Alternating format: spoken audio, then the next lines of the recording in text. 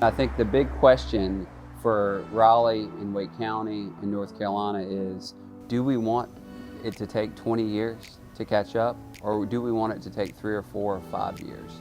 And the way it'll take 3 or 4 or 5 instead of 20 is major investment now. Do we spend $5 million a year, or do we spend $25 million a year on that type of infrastructure? And my opinion is the sooner we do it, the better.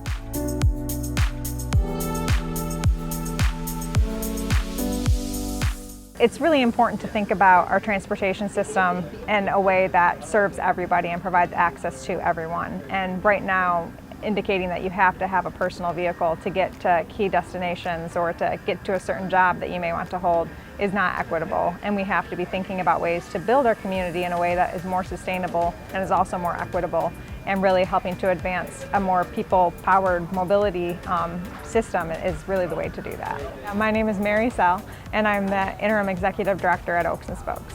And we definitely consider ourselves kind of a area for people anybody who's interested in bikes. We want to help advocate for solutions for better infrastructure in Raleigh, but also create a community for those that bike. So connect them with different folks, different social rides, great social rides, and just kind of harness that joy that everybody feels around biking. I deeply believe in the work of the East Coast Greenway Alliance and the work that we're trying to do here with Oaks and Spokes, which is sort of in the city and the region of Raleigh, because it's really a conversation about improving access and connectivity from where people live to where they could potentially work or learn or play. The history that we share is a history of folks, oftentimes black and brown, being very deliberately disconnected from participating fully as human beings in their backyards, in their communities. Any way in which we can make investments to improve and expand connectivity, that's a good thing. That's a good thing. Every dollar, is an investment right back in people. And that's frankly what we need more of. We really want to advance in all ages and abilities. Bike network, just like the East Coast Greenway, is so wonderful, and the greenways themselves. We want that connections on road to connect people right from their neighborhoods into a whole ecosystem. The Gorman Street project's been in the works for a few years now, so I think it'll provide a much better all ages and abilities extension of our greenway.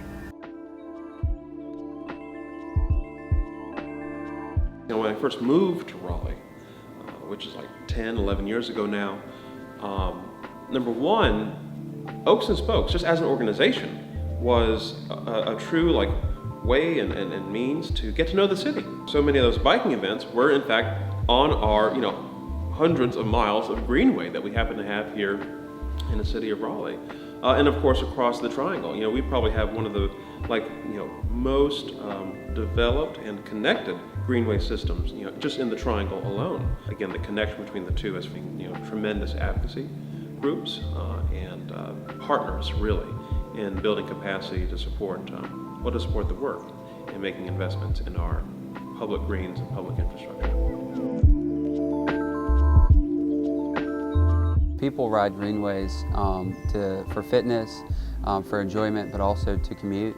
When folks are doing that, it's so much better for the environment. Of course, it's better for congestion on the roads. It gives people more options. You could have greenway-oriented development where instead of folks having to drive to work, they could ride their bike. When you talk about the price of greenway construction versus road construction, it's pennies in terms of cost. Not that greenways are cheap, but they're so much cheaper than roads. And if you're looking for efficiency of investment, especially government investment, it just needs to be done. Oaks and Spokes really wants to help make sure that everybody in our community has access to sustainable and equitable transportation options. So I think the more we can invest in sustainable outcomes, the better for future generations. And we just really have to be pushing as a community toward those better outcomes instead of doubling down on vehicle capacity. The folks who are riding on the greenway or riding their bike to work benefits. But if more people are there because it's convenient, because people enjoy it once they do it, because it's a healthy way to live, then even if you're a car driver who never rides on the greenway, you benefit because there's less congestion. We have a chance to be one of the best cities of our size in the country in terms of ped and bike infrastructure. We have a wonderful greenway system here in Raleigh, but there's still work to be done. And just thinking about additional investments in that space for sustainable transportation options is really the heart of what we're trying to achieve here. When we speak about and speak to the importance of the Greenway Stimulus plan, we're really talking about making an investment back in our people, our communities. We have got to reassert and reaffirm our commitment to making investments that are sustainable in every single way. And I think that's what the Greenway Stimulus is about. It's about a sustainable investment in people, in place, and in our climate.